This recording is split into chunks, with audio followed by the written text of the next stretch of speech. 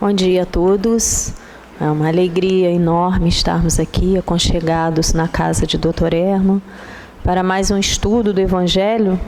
E hoje a gente termina o capítulo 8, é um capítulo que fala sobre a pureza, fala sobre as crianças, e termina com uma mensagem do João Maria Vianney, o cura de Ar, né?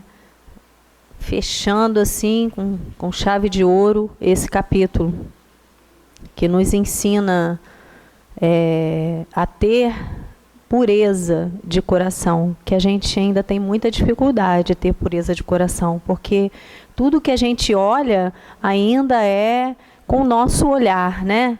O nosso olhar ainda não é um olhar ainda, às vezes até mau, né? Não que a gente sinta isso, mas assim, a gente olha, a gente julga, e a gente tem várias dificuldades nesse sentido do olhar. E esse espírito, o cura de Ar, é um espírito assim especial, vamos dizer assim, na sua conquista, né? É o quarto filho de um casal. Vou contar um pouquinho da história dele para a gente entender. O texto dele é tão rico que a gente precisa assim entender um pouco esse espírito, né? É o quarto filho de um casal. A mãe e o pai tinham 7 filhos. E ele gostava muito de frequentar a igreja. Desde os 4 anos ele frequenta mesmo.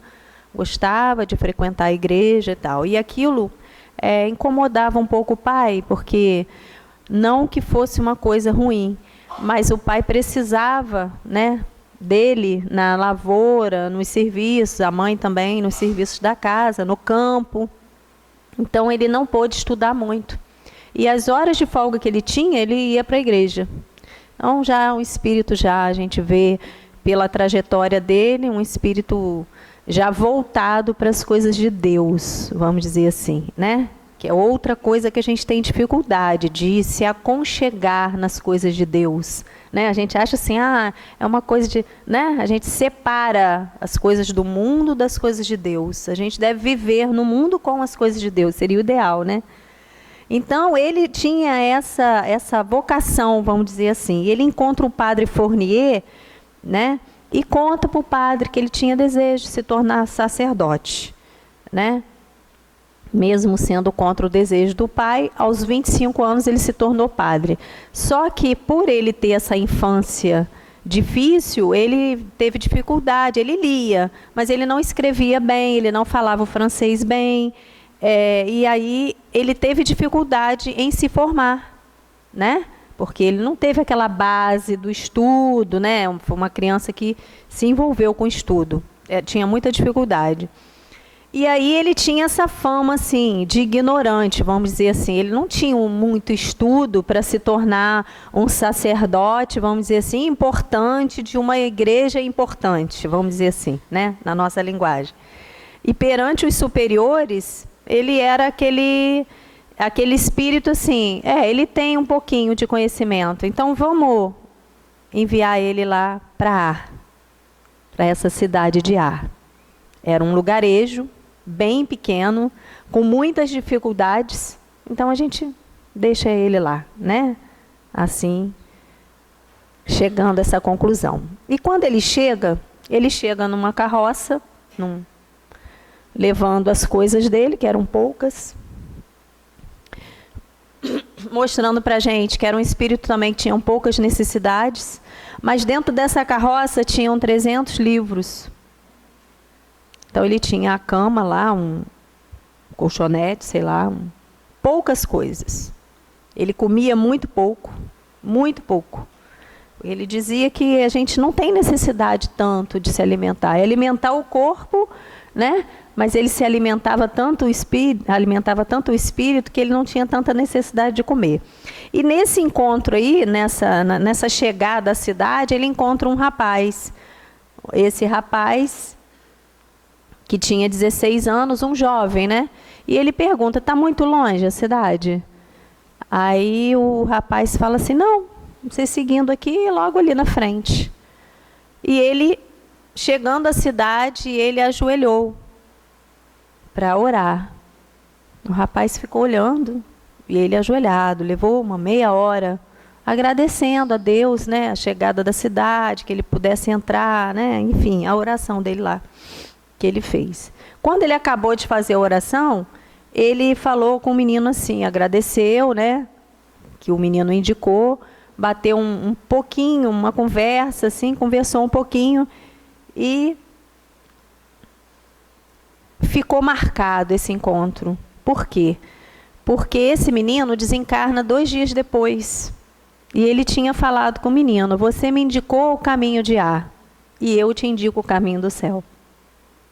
E esse encontro ficou tão marcado que lá na cidade de Ar tem um pequeno monumento de bronze. Coisas de nossas, humanos, né? Mas na cidade, esse encontro teve uma repercussão, não foi um encontro casual, foi um encontro de Deus, né? Porque o menino ficou olhando, ele orando na porta da cidade. Então, um encontro como se fosse um encontro do menino com Deus, não que ele se sentia como Deus, mas ele falando para o menino a necessidade de se encontrar com Deus. Então, ele valorizava a gentileza e a caridade, né? E a pequena herança que recebeu do seu pai, as doações de pessoas abastadas, ele colocou tudo na igreja. A igreja não tinha nada, gente. Pensa bem assim, numa coisa assim, que precisa de muita coisa. Então, ele pegou essa pequena herança que ele tinha e começou a obra, com a ajuda das pessoas. As pessoas na cidade tinham muitas dificuldades, porque, como diz a história aqui, eles não eram pobres, eles eram miseráveis. Eram pessoas, cidadãos, que tinham muitas dificuldades. E mesmo assim, começaram a se achegar à igreja, vendo aquele movimento, né, que o sacerdote fazia, aquele movimento que já era também um magnetismo de cura dele, porque ele era chamado cura de Ar, porque ele tinha um magnetismo de cura muito potente.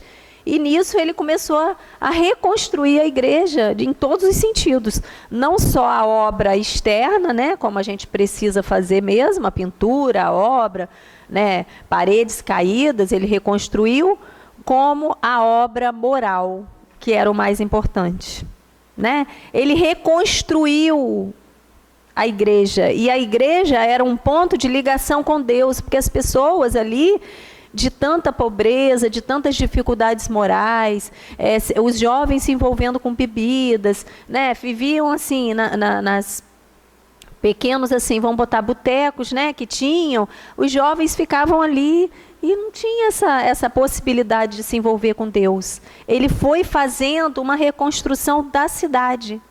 Dá para vocês entenderem? Tamanho, magnetismo dele. E por que eu estou contando a história dele? Porque ele sempre foi um pouco vilipendiado pelos próprios superiores da igreja, por ele ter uma condição menor, vamos dizer assim, um estudo menor. Ele se embolava na hora de falar o francês, ele não falava fluente o francês, né? Então, e ele, uma coisa importante dele, comovia-se com a dor alheia. Quantas pessoas não se comovem com a dor? E a dor, nesse momento, né, que é justamente o tema de hoje, desse espírito, é uma coisa que está assolando a todos nós, né? E a gente precisa pensar na dor íntima, né, na dor dos nossos irmãos, mesmo que aquilo, eu não tenho muito a ver com aquilo, mas a gente precisa começar a pensar, o que será que está acontecendo? Porque está tudo no comando do Pai. Isso a gente tem certeza. E por que a necessidade de tanta dor? Né? E aí, ele começa a mensagem dele no Evangelho, no item 20, que é o último item desse capítulo, falando que ele não faz milagres sem que Deus o queira. Demonstrando para a gente a tamanha humildade. Ele começa a mensagem falando isso.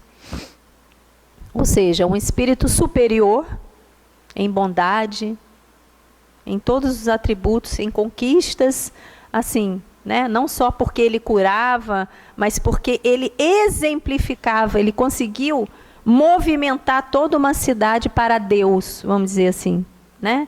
Então, ele demonstra humildade e atribui ao Pai. Ou seja, ele se coloca como servo do Pai. Eu só posso curar se o meu Pai me permitir. Né? Coisa que a gente às vezes tem dificuldade. Olha só, eu só posso fazer isso se for permitido. Como assim? Você não é dono do seu nariz? Vamos dizer assim, né? As pessoas falam assim, não, eu faço o que eu quero, eu sou dona do meu nariz. Enfim, nós temos o livre-arbítrio, sim, mas essa demonstração no início já dá assim para a gente um impacto. Eu atribuo todas as coisas que acontecem ao Pai, principalmente os milagres. O que é o milagre? O que é o milagre no nosso entendimento, gente? O milagre é a cessação da aprovação necessária com o entendimento. Quando eu entendo, o milagre acontece. O que é o milagre? É a liberação das coisas para a gente. Está tudo liberado para a gente. A gente é que fica tão presa na dor que a gente não consegue enxergar desse jeito. E é justamente a mensagem de hoje. É a gente abrir os olhos para enxergar com os olhos das coisas do Pai. É diferente quando a gente enxerga com as coisas do Pai. Às vezes você está olhando, você está fazendo assim para a pessoa, mas você não está concordando. Porque não vai adiantar você falar nada para aquela pessoa. Né? Ou às vezes sim, ou às vezes não. Então, o que é o milagre para a gente? Não é uma coisa que vem de Deus para a gente. Não é Ele que vai fazer para a gente. É a gente que vai fazer por a gente mesmo. Esse é um dos maiores entendimentos que a doutrina espírita nos dá. Ou seja, ensina a gente a se dirigir ao Pai. Pai, eu não estou conseguindo. Pai, eu estou com essa dor. O Senhor me enviou essa dor. Né? Que eu possa ficar calma. Que eu possa ajudar as pessoas envolvidas nessa dor, ou eu mesmo envolvido na minha dor, né, embotando isso para dentro de mim, causando doenças. Porque quando eu faço esse mecanismo da dor, colocando para dentro de mim, provavelmente eu vou ficar doente. Né? Então é esse entendimento, é esse mecanismo do milagre. Porque quando a gente libera, Pai, eu não estou conseguindo, Pai, a coisa vai fluindo, a gente libera, a gente entrega na mão dele, porque ele sabe de todas as coisas. A segunda parte ele fala que a minha carne seja castigada se for necessário para curar o espírito. Olha só, aí ele começa a adentrar, né? O espírito fala aquela fala forte para a gente, né? São as limitações encarnatórias, que são uma consequência da enfermidade de quem? Do espírito. A enfermidade não é do corpo. Mas se for necessário que o meu corpo seja castigado, sim. Castigado entre aspas, porque não existe castigo divino. Né? É uma expiação, que na verdade a expiação é o quê? É sofrer as consequências de alguma coisa que eu fiz. Então não existe castigo divino, que é outra bênção que a doutrina espírita dá para a gente. Esse entendimento da expiação. Eu estou passando por essa prova, por essa expiação, porque eu necessito burilar o meu entendimento. Alguma coisa tem que acontecer. Então eu vou aprimorar o meu espírito e ele fala, bem-aventurado o cego que quer viver com Deus.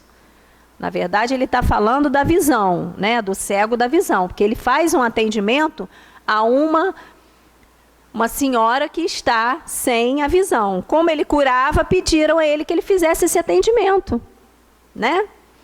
E lá na questão 258 do Livro dos Espíritos, Kardec pergunta assim, na erraticidade, quando a gente está lá no plano espiritual, antes de começar nova existência corporal, tem o espírito consciência e revisão do que lhe sucederá no curso da sua vida terrena? Quer dizer, ele tem noção do que vai acontecer? Antes lá da escolha. Ele próprio escolhe o gênero das provas, porque há de passar. E nisso consiste o seu livre-arbítrio. E o livre-arbítrio é justamente a bênção do Pai, porque aí a gente tem que ter responsabilidade. Se a gente escolheu, a gente vai ter responsabilidade. Então, se a gente escolheu a prova da cegueira, no caso, se a gente escolheu uma outra prova dura ou uma expiação necessária, porque é um tempo curto que a gente tem que passar por aquela tribulação e daqui a pouco cessa, eu tenho que ter responsabilidade. Que é muito fácil eu jogar a responsabilidade para cima dos outros. Então, eu tenho responsabilidade sobre os meus atos. E o que em nós é motivo de queda, gente? O que a gente faz que ainda a gente cai, vamos dizer assim, cai moralmente? Se for o nosso olho, né, que é mau, ele mesmo diz aqui no Evangelho, o nosso olho é julgador, o nosso olho é mau, a gente olha e já julga. Toda uma situação que pertence a outra pessoa. Se a gente for olhar para ajudar, tudo bem, mas não olhar com julgamento, que a gente não vai ajudar nada aquela situação. Então ele fala. E o terceiro, que ele dá o consolo à mulher. Aí sim, é o atendimento que ele faz à mulher, é o consolo. A doutrina espírita é toda consoladora. Por que consolo? Ele fala para a mulher assim, a mulher sofredora, né? Que está sem enxergar. Espera e tem coragem. Aí a gente já fica assim, gente, o atendimento, a mulher ansiando pela cura, como todos nós, né? A gente anseia por esse momento em que a gente vai se libertar dos vícios que a gente tem, por exemplo, né? Quantos de nós temos vícios milenares e a gente está doido para se livrar deles e não consegue, né? Então, o que é o consolo? O consolo é uma palavra de ânimo. É aquilo que você vai fazer para dar coragem ao outro. Você não vai resolver o problema do outro, mas você vai dar coragem ao outro. Ele fala da confiança do Pai, que fez a felicidade e permite a tristeza. Olha só. Então, eu tenho que ter segurança, fé, confiança no Pai, que o Pai está fazendo o melhor para mim. Recomenda a oração. Quer dizer, que aí através da oração, do meu movimento fluídico. Porque o que é a oração? É um movimento fluídico onde eu peço ajuda ao Pai, que Ele sabe mais do que eu. Então aí vem a força, a coragem, que será dada naquele momento de oração, e quem sabe a cura. Ele não fala que a cura vai vir. Mas dependendo do movimento que eu faço em direção a Deus, eu vou obter a cura. Deu para entender a diferença? E ele faz pensar em tudo o que foi dito. Ele termina o atendimento fraterno que ele fez ali. Pensa, minha filha, em tudo que eu te falei. E o que é o atendimento fraterno? Aqui na nossa casa espírita, o que é o atendimento fraterno? Né? É aquilo que eu vou ampliar minha visão. Porque o que acontece? Quando eu estou no problema, eu me emboto no problema. Eu só penso naquele problema. Eu não penso em mais nada. Às vezes a solução está do meu lado e eu estou pensando no problema. O que é o atendimento fraterno? É o consolo. É a nova visão. Olha só, espera e tem confiança, esse momento vai passar. Às vezes é um momento de prova para a gente. Às vezes é uma prova com o filho, mas é um momento de prova para a gente. A gente aprender a esperar. Para a gente aprender a se ligar ao Pai. Foi o que ele fez naquele instante, naquele encontro que ele teve com o menino. Porque a gente não se liga ao Pai que sabe das coisas. Então, a casa espírita sugere caminhos para a reabilitação, mas não cabe à casa espírita ou às pessoas que aqui se encontram solucionar os nossos problemas, certo? A casa espírita se enche de quê? De recursos, porque a casa é espírita, a casa é dos espíritos, né? E nós, trabalhadores, ainda temos falhas e tudo, mas a gente procura se adequar à disciplina da casa espírita, justamente para que o ambiente fluídico esteja de acordo com a cura, de acordo com a necessidade de cada um. Mas a cura a gente vai obter à proporção que eu vou fazendo esse religamento com o Pai. que é a religião. A religião é o seu religamento com o Pai, é a sua aproximação com o Pai. Então, fortalecer a alma com o quê? Com o trabalho, com a disciplina, que não pode faltar, porque a gente sem disciplina fica mais complicado. Com o passe, reorganizando as forças, a oração e o evangelho no lar. Gente, a importância do evangelho no lar é assim, muda toda a sua semana, porque é um pontinho de luz, é um momento em que você para. O que é o evangelho no lar? Além da visita dos mentores da nossa casa, né? Quando a gente permite, né? Quando a gente mantém um ambiente mínimo para que eles possam fazer asepsia na nossa casa. O que é o evangelho no lar? Os mentores vão à nossa casa toda hora. Quando tem necessidade, sim.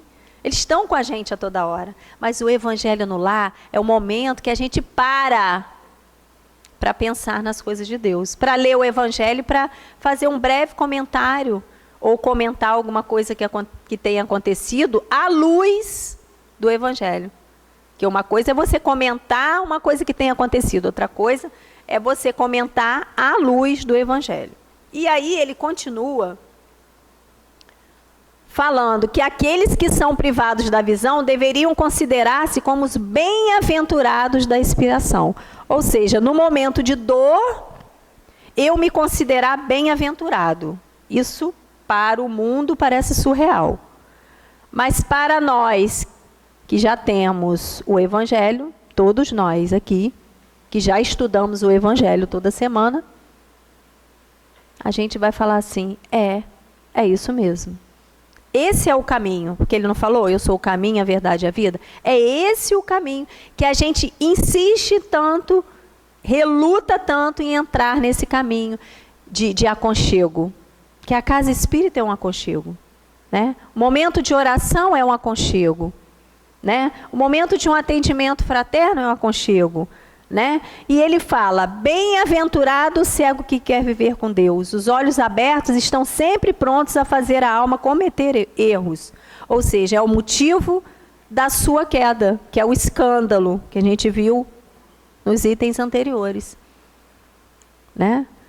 É dar o troco, é não aceitar uma determinada situação que esteja acontecendo, mas logo comigo que está acontecendo isso.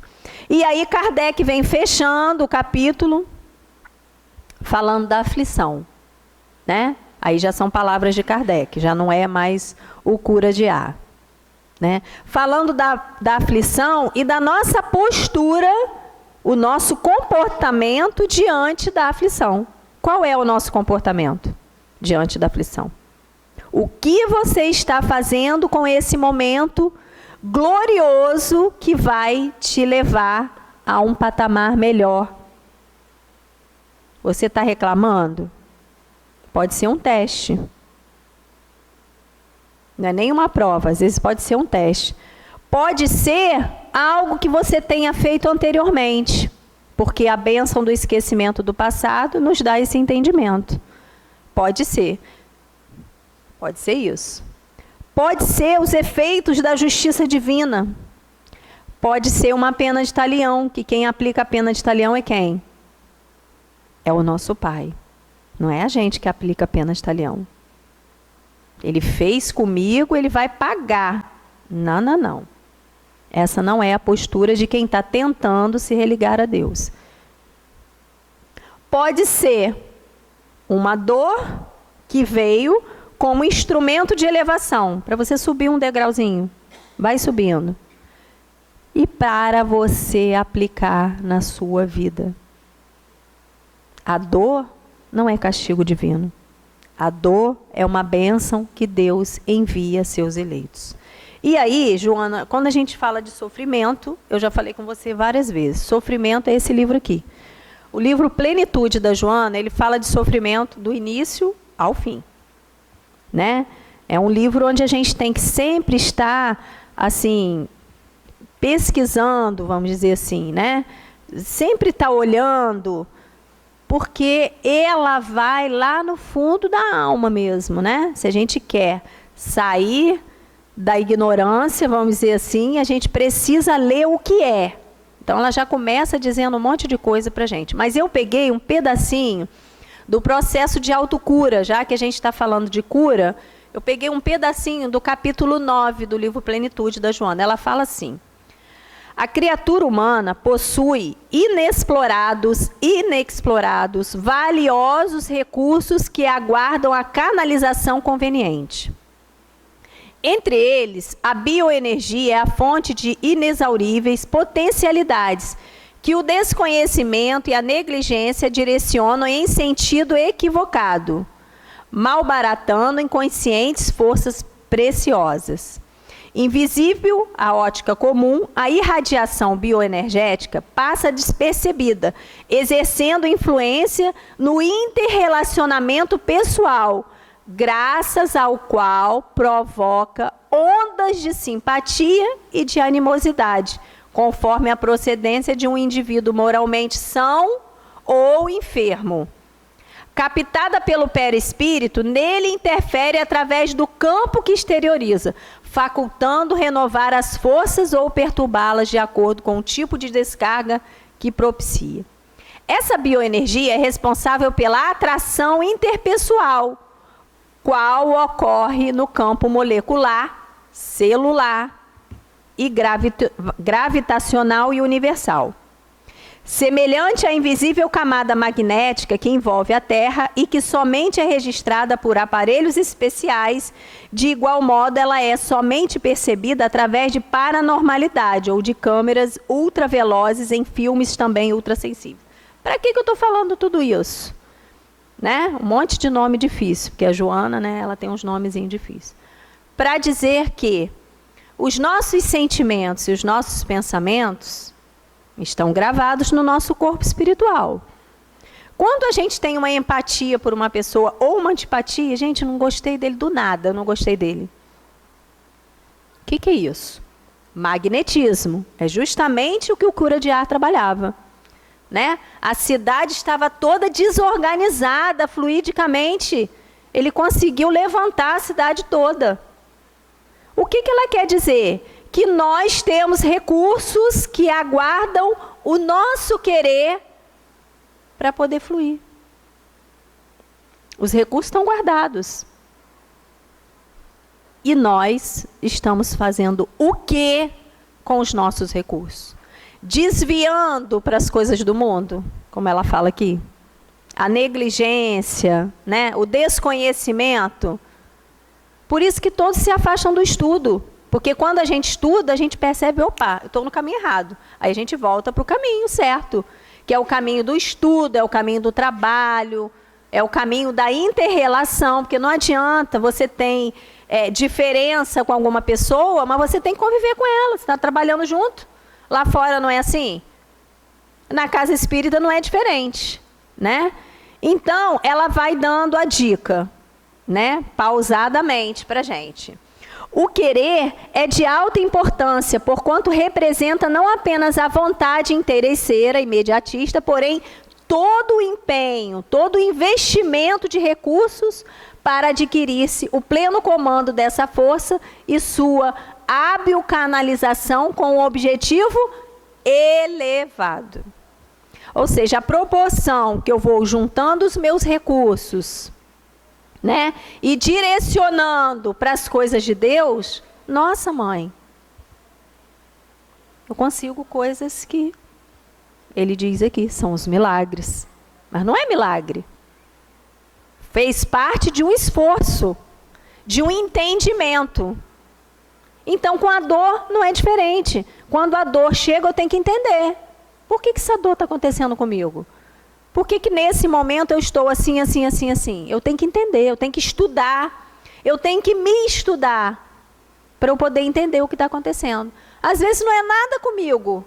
Às vezes é uma coisa externa para poder te tirar do plumo.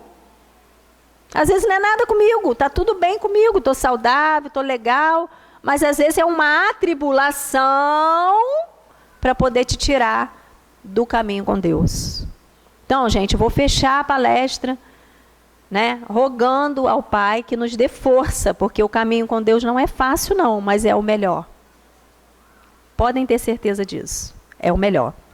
E ela fala aqui 3 coisas, didaticamente. O pensamento, primeiro ponto.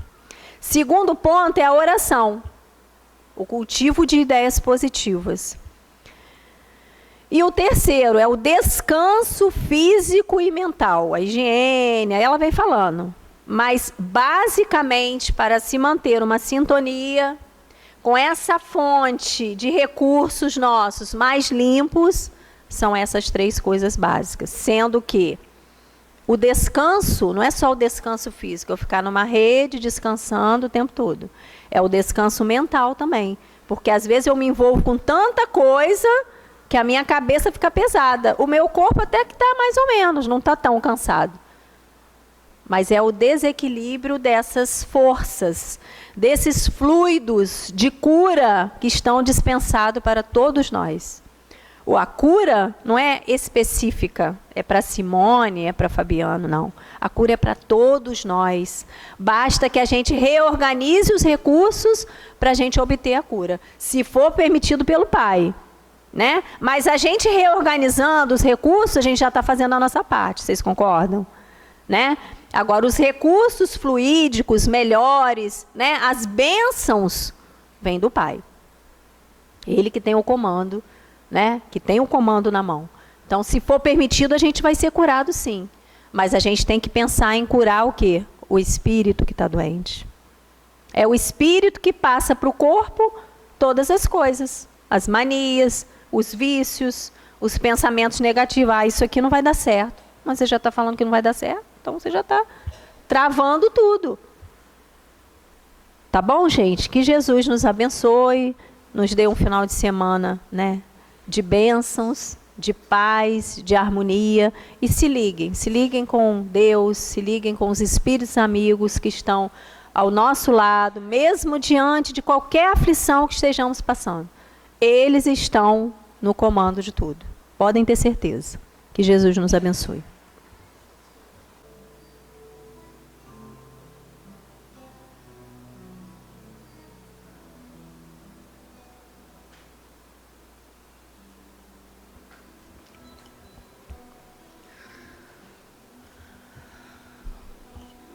Que o Mestre Jesus abençoe a todos nós aqui. Nesse momento em que buscamos o coração do Mestre para o conforto, alívio aos nossos corações. Para que as nossas angústias e as nossas dores sejam minimizadas. E com um pouco mais de lucidez, possamos refletir e fazermos melhores escolhas do nosso dia a dia, a nossa vivência terrena, o conúbio afetivo no lar, os irmãos de caminhada e os desafios de toda hora. Na terra tereis tribulações. Mas todas as dificuldades que chegarem até nós é exatamente porque temos condições de resolvê-las. Ao invés da lamúria, ao invés de nos deixarmos jogados de qualquer maneira, é um desafio estarmos enfrentando as adversidades que se apresentam. É o nosso teste de fé. É a coragem da fé. E essa coragem da fé que irá nos direcionar a tomar atitude. Fé humana e fé divina. Acreditar no nosso potencial. Acreditar que nós estamos assistidos pelos benfeitores espirituais. Determinar o caminho que queremos seguir.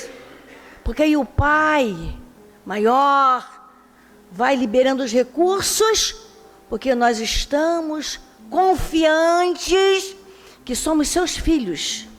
E como filhos do Pai maior, temos recursos suficientes para recomeçar, para exercitar o perdão, para dar oportunidade ao outro e a nós também, para irmos levantando os caídos a partir de nós mesmos, do nosso caminhar. A doutrina dos Espíritos ela é muito clara.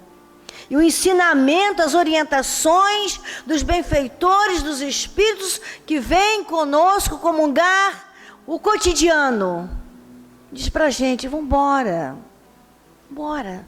Sacode o pó da sandália e vem e segue-me. Né? Pega a tua cruz e segue-me. Olha só que maravilha. Eu vou te ajudar. O Senhor não falou que vai carregar a nossa cruz, porque Ele carregou a dele para mostrar como se faz. Pega a sua, que eu vou te ajudar a carregar. Né? São essas questões que nós precisamos compreender para a gente sair do lamento e de culpar o outro de situações que somos nós que temos que resolver. Bem-aventurados os aflitos, porque serão consolados. Né? As bem-aventuranças traz para a gente possibilidade medicamentosa de querer, de poder, de executar e de caminhar e de sair daquele marasmo só da lamúria, do sofrimento, de achar que tudo acabou. Não acabou. Primeiro que nós somos imortais. Nós não morremos, né? Nós desencarnamos, mas nós não morremos. Nós deixamos o corpo de carne, mas o espírito continua com toda a sua bagagem, todas as suas aquisições.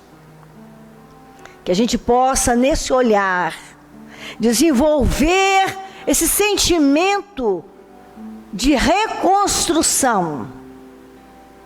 E todos os dias, quando nós acordarmos, chegarmos do corpo, após uma noite de sono, agradecer o projeto divino para aquele dia, o aprendizado para aquela hora.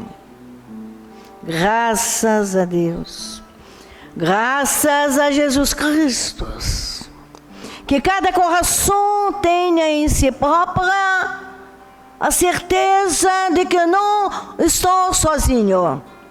Que saiam dessa dependência de outro fazer o que compete a cada um individualmente, começar a fazer, a trabalhar, a botar a mão na massa e a começar a produzir bom plantio para bom fruto.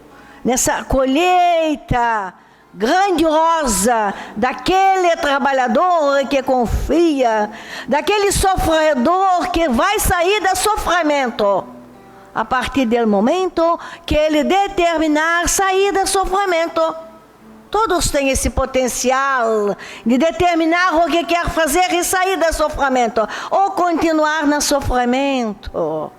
Saia do sofrimento, vai trabalhar, ajudar quem precisa, organizar o ambiente de lar, olhar o irmão com caridade, com benevolência, com ajuda, e sair de reclamação.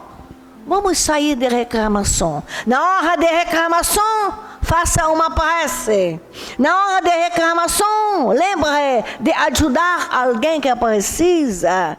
Na hora de reclamação, vai conhecer doutrina espírita, vai estudar doutrina espírita, que aí a alma vai se sentir protegida, esclarecida, amparada, e assim receberão recursos melhores para recomeçarem de onde se parou e seguir o caminho do bem, de uma nova construção.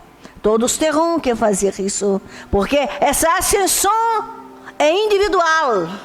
Todos terão que caminhar, e todos podem caminhar. Somos todos inteligentes, todos poderão recomeçar. Então, sejam quais forem dificuldade, não há dificuldade para aquele que confia e crê em nosso Senhor Jesus Cristo. Sejam quais for a dor que experimenta, vai acomodar, porque vai passar. São processos necessários ao espírito, no autoconhecimento, no autoaprimoramento. Que o Mestre Jesus Cristo os abençoe todos vocês. Abençoe o lar de vocês, preocupações de vocês, que façam uma asepsia e que possam, através do pensamento e do sentimento mais aprimorado, estarem caminhando com alegria, caminhando com responsabilidade, caminhando com gratidão a Jesus Cristo. Que tenham todos paz no coração, paz no lar, paz na família e muita paz a todos. Graças a Deus, que assim seja.